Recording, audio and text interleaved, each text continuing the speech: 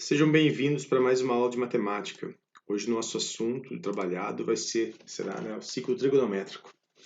Bom, o que acontece? Vamos construir um ciclo trigonométrico aqui, como ele foi construído, né? A construção estabelece algumas coisas que devem ser respeitadas sempre, que é o seguinte. Pega-se um eixo cartesiano, né? Então aqui seria um plano cartesiano, né? O eixo x e o eixo y. Constrói-se com centro na origem uma circunferência de raio unitário. O que isso quer dizer então? Daqui até aqui vale 1. Então aqui nós chegamos no valor de 1. Subiu aqui, chegamos em 1. Vem para cá, ó. Lembra do seu eixo. Aqui vai ser menos 1. Lembrando que é esse ponto, esse ponto, esse ponto. E esse ponto aqui também no eixo vale menos 1. Bom, isso aqui são os meus eixos cartesianos. O que é importante? O que é importante nesse primeiro momento vai ser com relação aos meus arcos. São dois tipos de olhares que existem sobre o ciclo trigonométrico. Um é sobre os eixos cartesianos, que em breve nós vamos abordar, e outro seria sobre a circunferência. Nesse primeiro momento, vamos pensar na circunferência. A circunferência, ela começa, né, ó, aqui, 0 graus. Orientação positiva para cá, negativa para cá. Então, o que acontece? Se eu andar 30 graus da minha circunferência para cá, eu vou chegar num ponto que é 30 graus.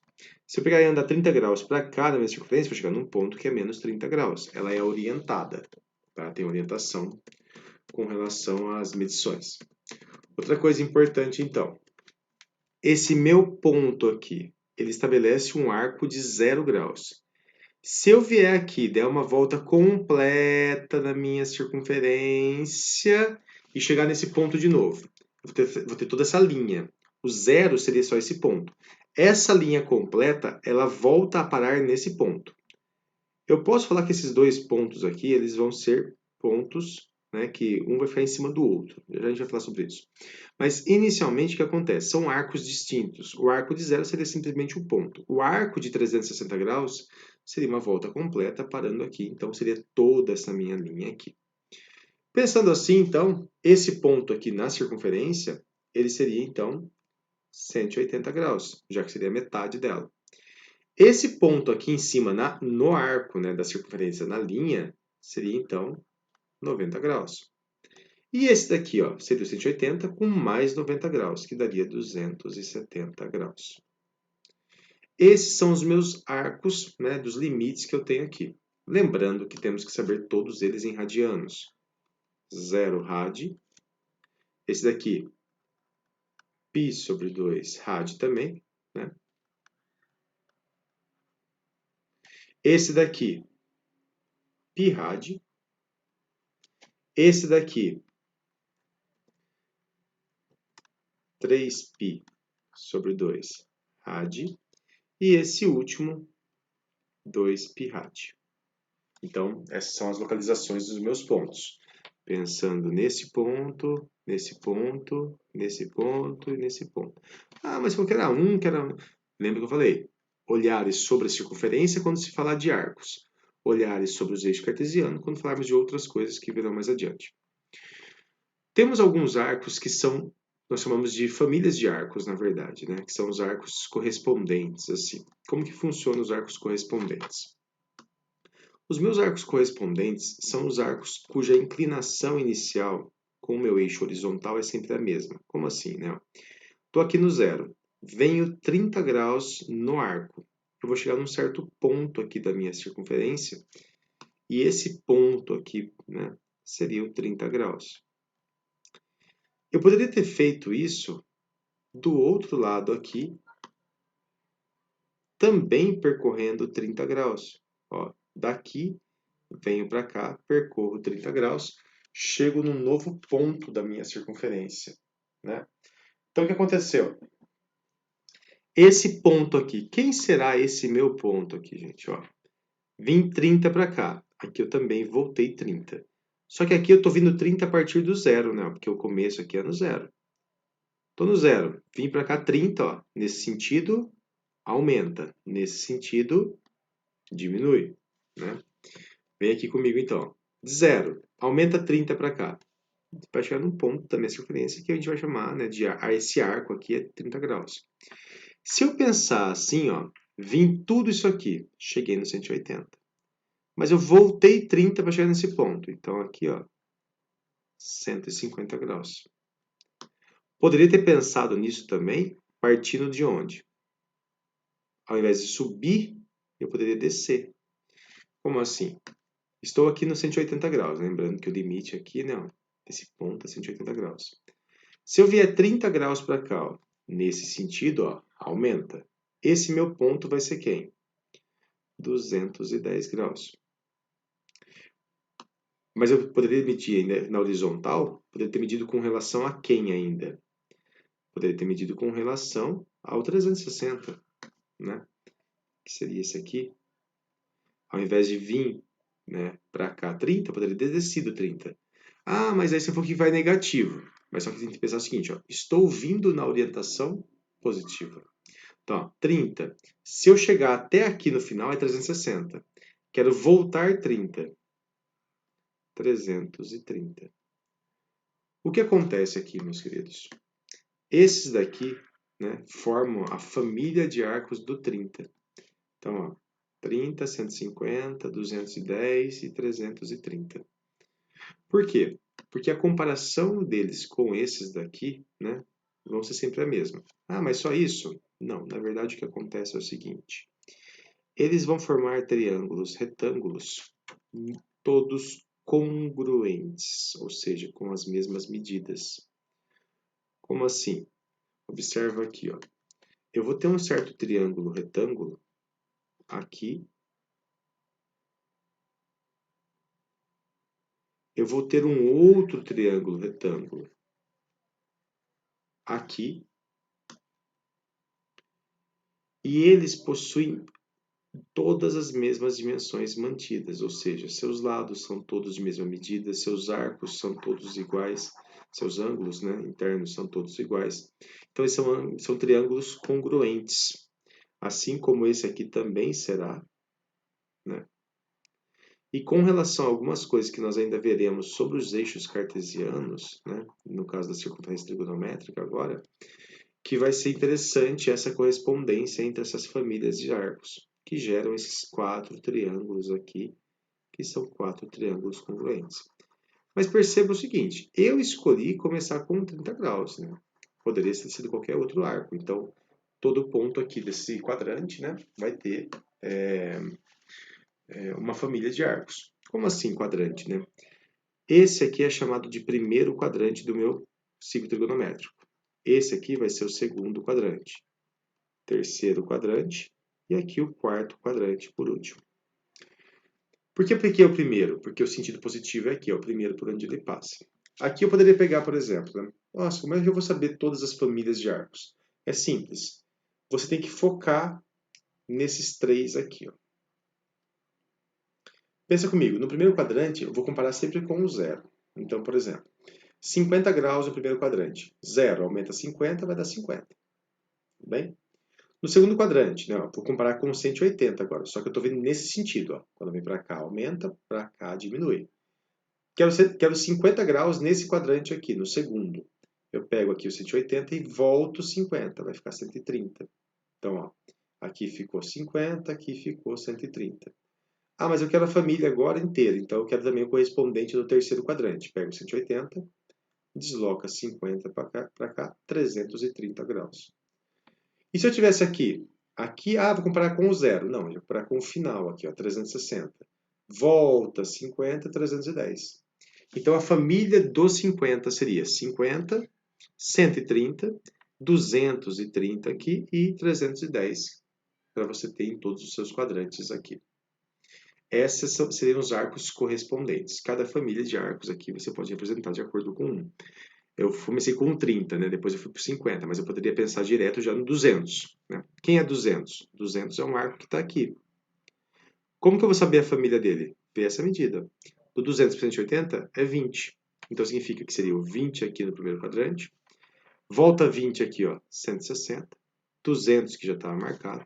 E aqui pega 360 e volta 20, vai dar 340. Isso formaria a nossa família de arcos relativo ao 200 graus. Porém, nós temos que saber que essas famílias podem ser muitas vezes trabalhadas em radianos. Então, podemos pensar inicialmente em graus e no final fazer uma conversão de unidade de medidas. Vou deixar algumas coisinhas para vocês tentarem fazer e ver se vocês fixaram essa ideia de arcos correspondentes, tá? Tá aqui. Vou falar sobre arcos côngruos. O que seriam arcos côngruos? Seriam arcos marcados sobre o mesmo ponto da circunferência, né? Porém, com quantidade de voltas distintas. Como assim, né? Imagina que eu estou nesse ponto aqui e esse ponto aqui ele vale x. Se eu der uma volta completa aqui, né? O que vai acontecer? Ele vai ter andado quanto? 360 graus. Então, estou aqui no x. Então, vim aqui no zero, segui e marquei o x. É esse ponto. Se eu pegar desse x e der uma volta completa, vai ser o mesmo ponto? Vai. Mesmo arco, não. Arco x é esse, x mais 360 seria isso e volta aqui no x. Né? E se eu desse duas voltas? Venho no x, uma volta, mais uma volta. Mesmo ponto, porém, são arcos distintos. Mas como param no mesmo ponto, são chamados de arcos côngruos aqui. Né? Bom, nesse nosso caso aqui, como vamos pensar nessa anotação aqui? Isso aqui seria uma volta só. E se fossem duas voltas? Eu pegaria 360 e andaria duas vezes esse deslocamento. Se fosse três voltas, três vezes esse deslocamento. Aqui eu coloco K voltas. Esse K tem que ser o número inteiro, tá? Porque daí eu tenho que pensar assim, ó, para chegar de volta no X, tem que andar mais uma vez inteira isso aqui. Aí se eu andar só meio, aí eu chego aqui, não é o mesmo ponto mais. Né? Não tem mais os mesmos começo e fim dos arcos aqui na primeira volta, né? Bom, isso aqui é importante vocês saibam para uma solução geral, né? Daqui a pouco também vai ser necessário. Outra anotação para isso aqui seria assim, x, né, mais 2kπ. Por que 2kπ, né, ou k2π? Porque você vai ter o seguinte, 2π é uma volta, vezes k vai ser o número de voltas nesse caso aqui. Pensando agora também no seguinte, um arco de 390 graus. O que significa um arco de 390 graus? Ele é côngruo ao arco de 30. Por quê? Dá-se uma volta completa e ainda anda 30. Poderia pensar assim, ó. Vem aqui, divido por 360. Dá 1 e resto 30. Ou seja, dentro de 390 graus, o que eu tenho? Eu tenho uma volta completa no ciclo e ainda desloco 30. Se fosse, por exemplo, 1000 graus, né? Mesmo esquema. Divide por 360. Isso aqui vai ficar duas vezes, isso aqui vai dar 720. 720 ficou 280. O que significa isso? Uma volta, duas voltas e ainda anda 280 graus. Né? Então, é isso que você tem que pensar quando você pensar em arcos maiores que 360 a partir de agora. São voltas completas e mais um certo tanto. E quando você quiser pegar o ponto mesmo sobre qualquer volta, né, aí sim você pensa na situação. Lembrando também, né, que você pode tentar agrupar, né, esses valores aqui de alguma maneira. Por exemplo, eu quero que você escreva para mim a família do 30. Nós já vimos como é que faz isso. Agora eu quero que você escreva para mim a família desses dois pontos aqui, ó, só esses dois pontos, né? Eu quero que você escreva para mim uma expressão do 30 graus aqui e aqui o 210 graus. Quero escrever todos os arcos côngruos a esses dois aqui, né? Como são arcos côngruos a esses dois aqui, né, ou pontos correspondentes aqui, né, a gente pode pensar, ao invés de ficar pensando e ficar dando voltas, eu posso fazer uma união desses dois aqui. De que maneira? Eu quero parar sempre nesse ponto ou nesse ponto. Vou chamar aqui meu x, né? Quem é meu x? É o 30 graus, que é o primeiro que eu quero parar. Mais o quê? Se eu der uma volta completa, para onde eu quero? Para. Mas se eu der meia volta, também para onde eu quero. Então eu posso vir aqui, ó, e andar 180 graus. Posso fazer isso? Posso, desde que sempre eu caia em um dos dois pontos. Como assim? Eu venho aqui e escrevo um K, multiplicando.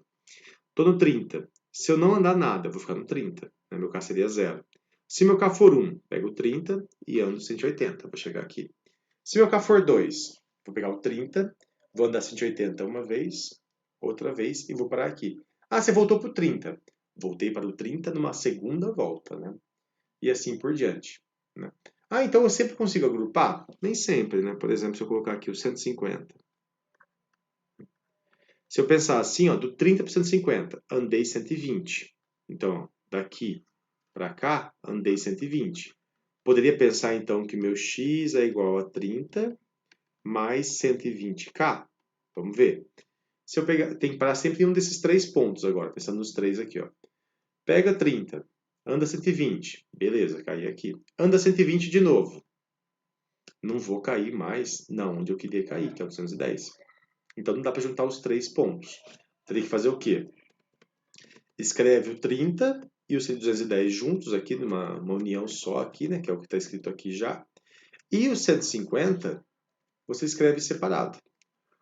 Ou x igual 150 graus mais, né, 360k. Por que 360k nesse caso? Porque eu quero parar em um desses três pontos. Se eu tiver aqui, eu posso ficar andando de 180 em 180. Se eu tiver aqui, eu preciso andar 360 de novo. Então ficaria isso aqui. Lembrando, obviamente, né, que você deixaria tudo em radianos. Π sobre 6, π, né?